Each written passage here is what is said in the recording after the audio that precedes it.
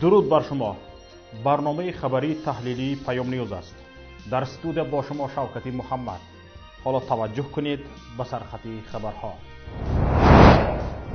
آدمربایی از جانب مقامداران در تاجیکستان می افزاید.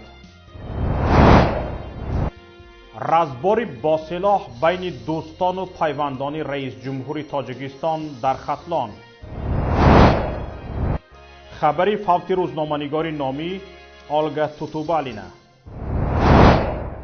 به رادیوی پیام از تاجیکستان نوشته گفتند در تاجیکستان فشار و تضییق علیه شهروندان دزدیده با خود بردن ساکنان از جانب مقامات روزهای آخر بیشتر به مشاهده می رسد. یک کاربر پیام از ناحیه رشت به ما نوشته گفت کارمندان مقامات امنیتی به اداره جماعت دهات غرم رفته به اداره جماعت 2 نفر جوانان مسجد رو دعوت کرده برابر حاضر شدن آنان به جماعت آنها را به سمت نامعلوم گرفته برده اند. بنا به گفته منبع این خبر این حادثه دیروز دوشنبه 18 نوامبر به وقوع پیوسته است. هرچند این خبر از سرچشمه های دیگر تایید نشد ولی مثل همین یک خبر دیگر به ما رسیده است. دیروز در جماعت کلینین ناحیه عبدالرحمن جامی 2 نفر ساکنان دهه میرزاآباد سابق دهه کوتوزوف را کارمندان مقامات کافتوکاو جنایت های متشکل ولایت ختلان با خود برده اند. بنا به معلومات به ما رسیده کمالوف رحمان رئیس جماعت دهات کلینین با مصلحت پیشکی به کارمندان بخش کافتوکاو جنایت های متشکل وزارت کارهای داخلی در ولایت ختلان 2 ساکنی دهه میرزاآباد ملا نصرالله و دامادش شریپاف رستم اربابشایویچ را به اداره جماعت دعوت نموده برابر حاضر شدنشان آنها را به سمت نامعلوم با خود برده اند. احتمال می رود همراه آنها چند نفر دیگر نیز بازداشت شده اند. تا حال از آنها هیچ درکی نیست. گفته می شود مردم این دهه که اکثرشان از موضع کمراب ناحیه رشت مهاجر شده اند خیلی مردم متدین و دیندار بوده اند. همچنین به همین مانند یک خبری در فیسبوک نشر شد که در آن گفته می شود امرالدین نعیموف مأمور گروه فیسبوکی سپارتین تاجیکستان بیدرک شده است. در این باره در گروه سپارتین تاجیکستان در فیسبوک خبر نشر شد. در خبر آمده است 4 روز باز امرالدین نعیموف در علاقه نیست. بنا به معلومات او را از فرودگاه دوشنبه کارمندان مقامات بازداشت نموده به سمت نامعلوم برده اند. در ادامه خبر از همه آنهایی که درباره او یگان معلومات دارند خواهش شده است که معلومات را در اختیار گروه فیسبوکی سپارتین تاجیکستان گذارند. امرالدین نعیموف مشهور به امرالدین سپارتین تاجیکی به تبلیغ دستاوردهای ورزشکاران تاجیک در شبکه‌های فیسبوک و اینستاگرام مشغول بود. 1 بام و 2 هوا.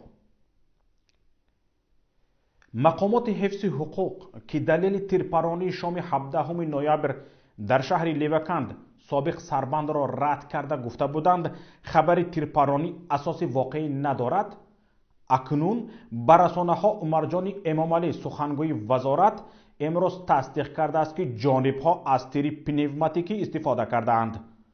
به گفته سخنگوی وزارت کارهای داخلی تفتیشات اولیه نشان داده است که 2 طرف برای داشتن سلاح پنوماتیکی حجت هم داشتند اما زد و خورد آنها غیر قانونی بوده است.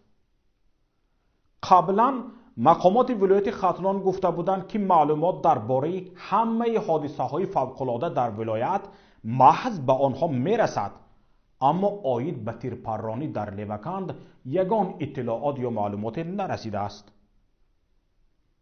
گفته میشد بعد از رسیدن چنین معلومات گروه فوری تفتیشاتی کارمندان میلیتسه بی تأخیر به جای حادثه سفربر میشوند، لیکن آن شام از یگان تیرپرانی خبر نشده است و یگان گروه زودعمل به لیوکند نرفته است.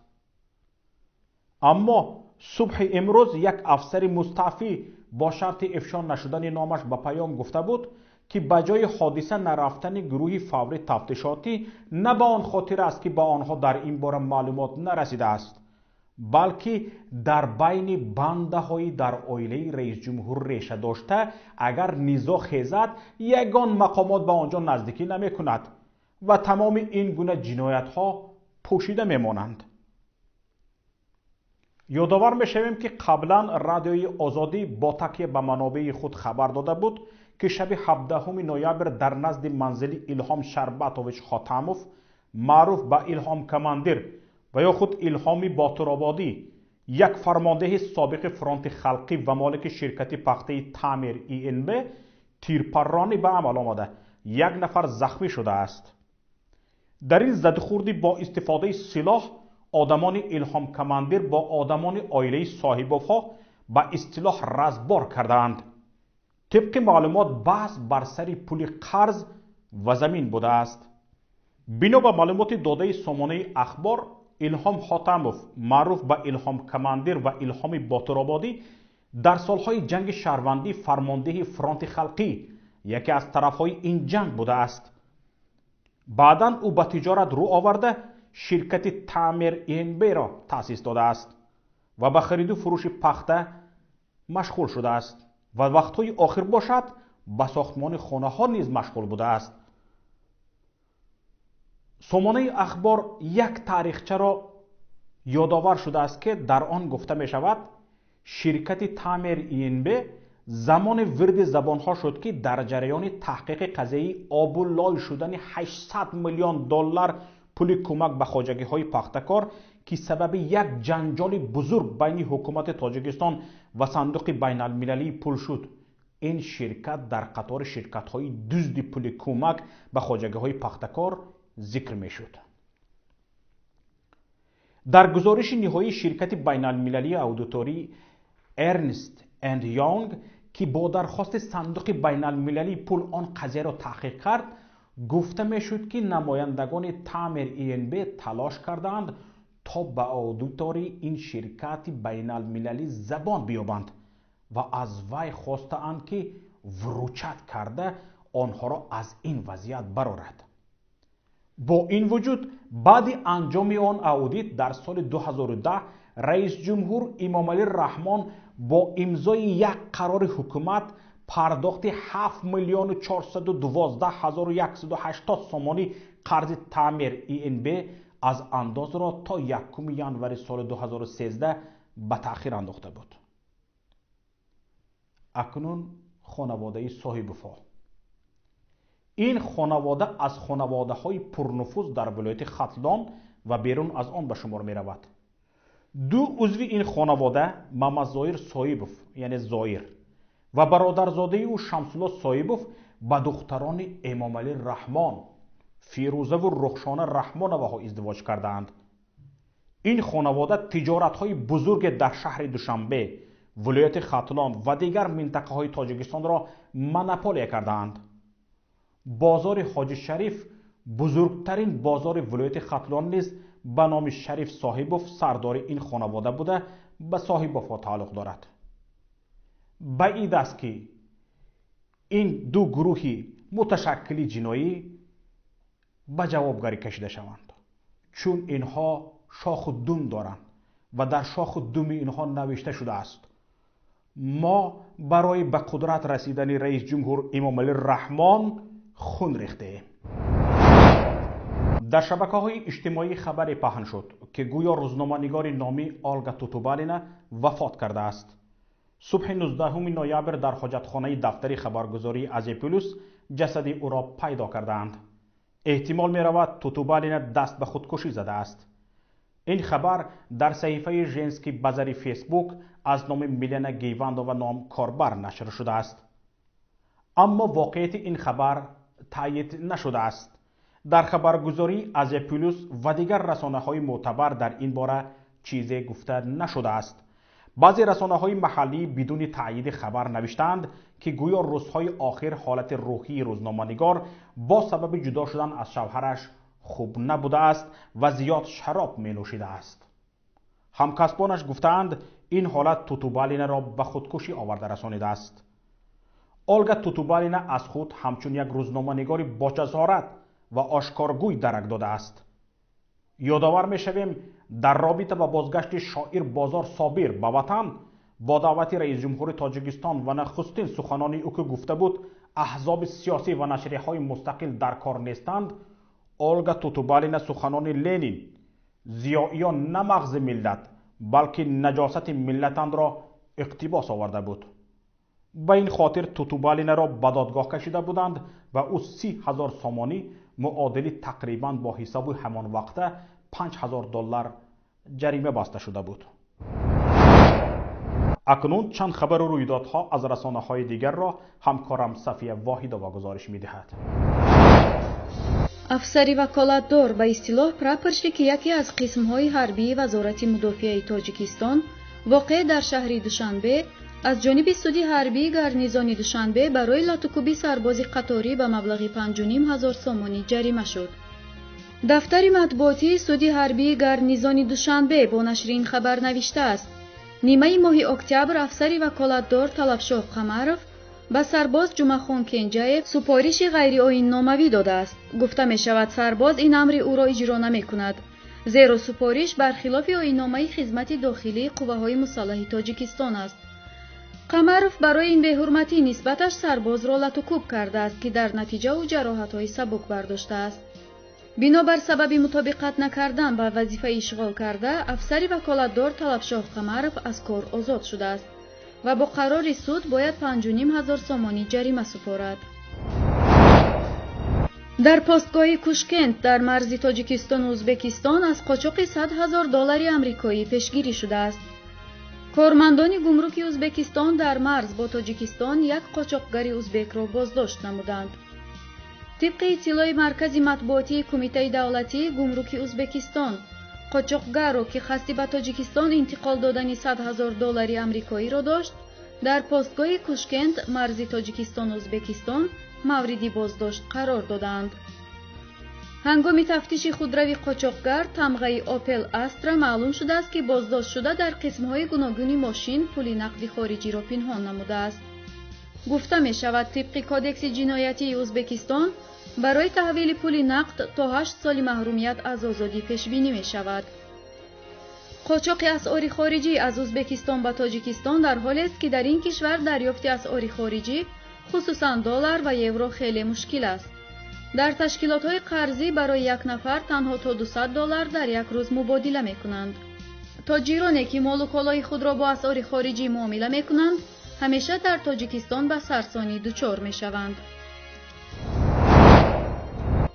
دو شهروند تاجیکستان در شهر سمرقند با اتهام فروش 6 بسته افیون، یکی به 11 و دیگری به 12 سال زندان محکوم شدند. شب 5 ایونی سال 2019 ساعت 1:30 شب هنگام چاره‌بینی‌های مشترک ریاست کارهای داخلی و خدمات امنیتی دولتی ولایت خوارزم قاچاقگران افیون بازداشت شدند.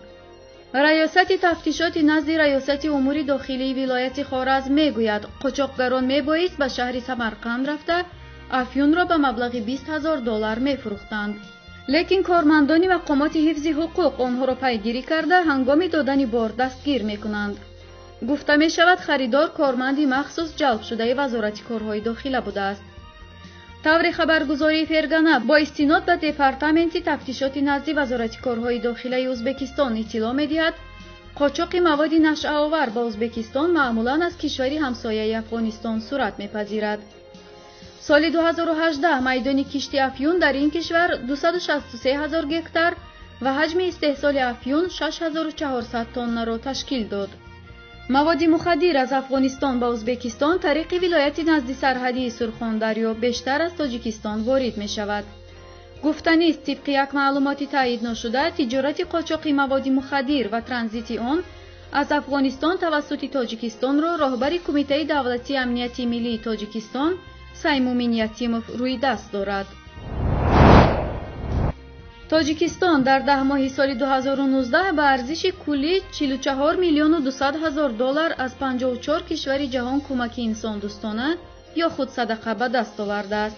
بنا به اطلاع اگنتی آمار جمهوری تاجیکستان حجم کلی صدقه به تاجیکستان ارائه شده 114,200 تن بوده است. کشورهای دوست به تاجیکستان در مدت 10 ماه آرد، روغن رستنی، دارو و دیگر کالاها را همچون کمک انسان دوستانه صدقه کردند. روسیه، چین و ازبکستان صدقه دهندگان اصلی به تاجیکستان محسوب می شوند.